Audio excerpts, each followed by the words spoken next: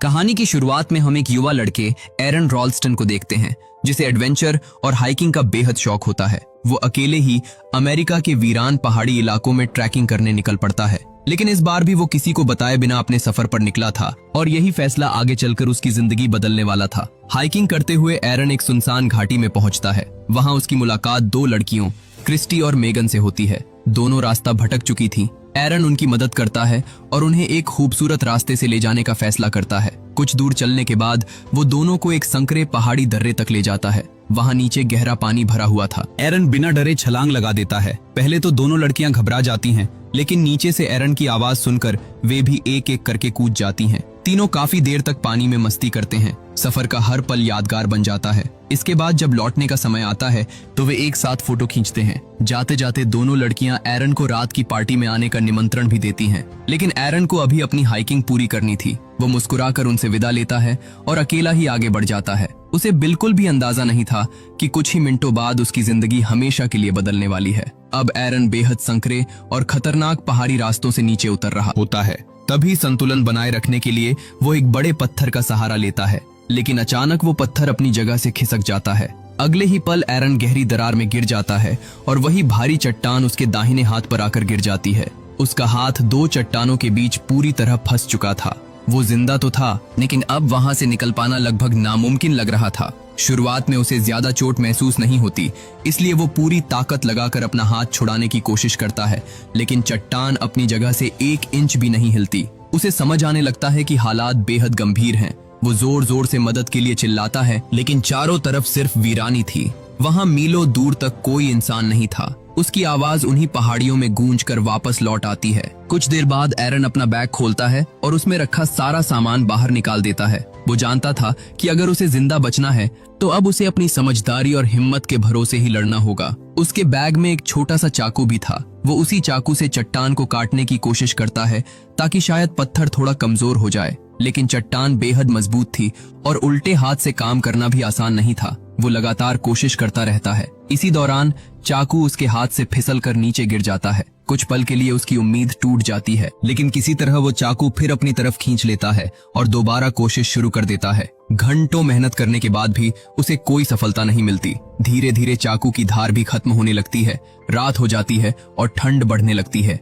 उसे वहां फंसे कई घंटे गुजर चुके थे, लेकिन बाहर निकलने का कोई रास्ता दिखाई नहीं देता। समय बीतता जाता है। लगभग 25 घंटे गुजर जाते हैं, लेकिन उसकी हालत में कोई बदलाव नहीं आता। तभी वो अपना कैमरा निकालता है और उसमें वीडियो रिकॉर्ड करना शुरू करता है। वो कैमरे से कहता है कि उसे यहाँ फंसे हुए 2 दिन से ज्यादा हो चुके हैं। सबसे बड़ी परेशानी ये है कि किसी को भी नहीं पता कि वो कहाँ आया है। उसने घर वालों को भी नहीं बताया था और ना ही किसी दोस्त को। इसी बीच उसे ऊपर से हल्की सी आवाज सुनाई देती है। उसे लगता है कि शायद कोई वहाँ मौजूद है। वो पूरी ताकत से मदद के लिए चिल्लाता है, लेकिन कुछ देर बाद उसे समझ आ जाता है कि ये सिर्फ उसकी झूठी उम्मीद थी। दूसरी रात भी उसी वीराने में गुजर जाती है। अब उसके सामने सिर्फ 2 ही सवाल थे। क्या कोई उसे ढूंढने आएगा या फिर ये पहाड़ी दर्रा ही उसकी आखिरी मंजिल बनने वाला था। रात किसी तरह गुजर जाती है, लेकिन एरन की मुश्किलें कम होने का नाम नहीं लेती। अब उसे यहाँ फंसे हुए 2 दिन से ज्यादा हो चुके थे। भूख और प्यास धीरे धीरे उसके शरीर की ताकत छीनने लगी थी। फिर भी वो हार मानने को तैयार नहीं था। वो कैमरे के सामने बैठकर अपनी रिकॉर्डिंग करता है।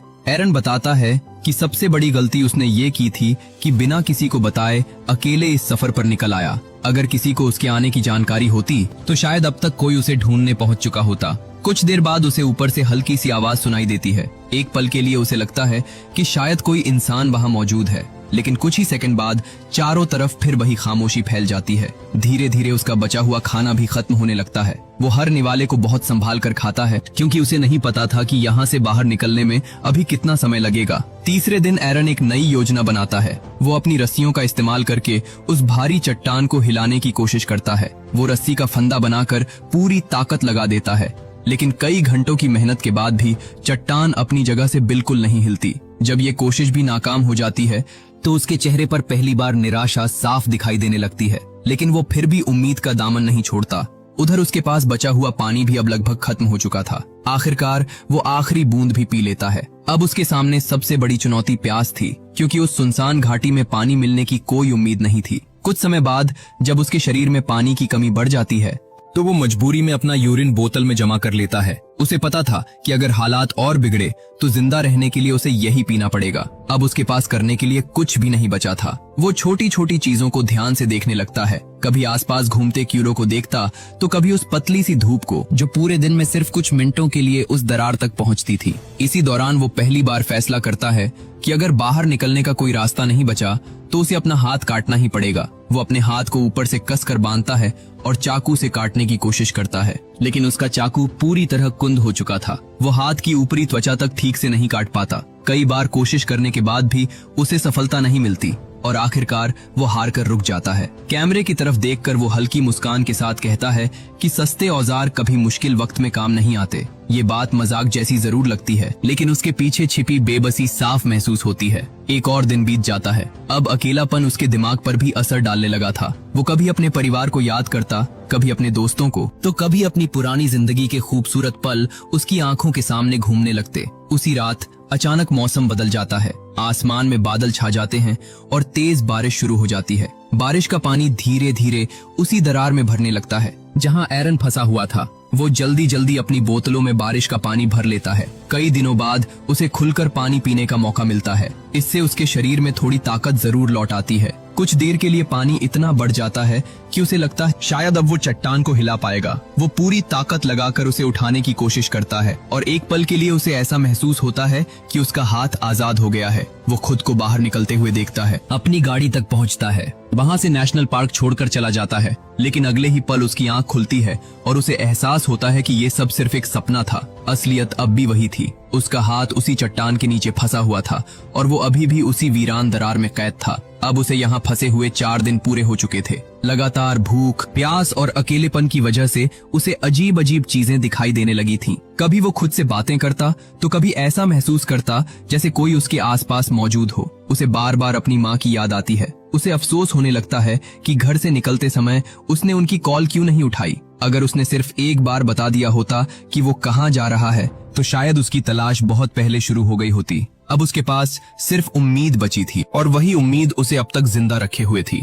लेकिन समय तेजी से निकल रहा था और हर गुजरते घंटे के साथ मौत उसके और भी करीब आती जा रही थी। अब एरन को इस वीरान पहाड़ी दर्रे में फंसे हुए 5 दिन पूरे हो चुके थे। लगातार भूख, प्यास और दर्द ने उसके शरीर की सारी ताकत छीन ली थी। उसके शरीर में बिल्कुल ताकत नहीं बची थी और सामने पड़ी वो विशाल चट्टान उसकी हर उम्मीद को कुचल चुकी थी। एक बार फिर वो अपने हाथ पर चाकू चलाने की कोशिश करता है, लेकिन इस बार भी वो सिर्फ अपनी त्वचा तक ही पहुंच पाता है। चाकू की धार खत्म हो चुकी थी और दर्द इतना ज्यादा था कि वो आगे कुछ नहीं कर पाता। धीरे धीरे एक और रात गुजर जाती है। अब 6ठा दिन शुरू हो चुका था। एरन इतना कमजोर हो चुका था कि मुश्किल से खड़ा भी हो पा रहा था। उसे लगने लगा था कि शायद यही जगह उसकी आखिरी मंजिल बनने वाली है। उसी सोच के साथ वो चट्टान पर अपना नाम, अपनी जन्म तिथि और अपनी संभावित मौत की तारीख लिख देता है।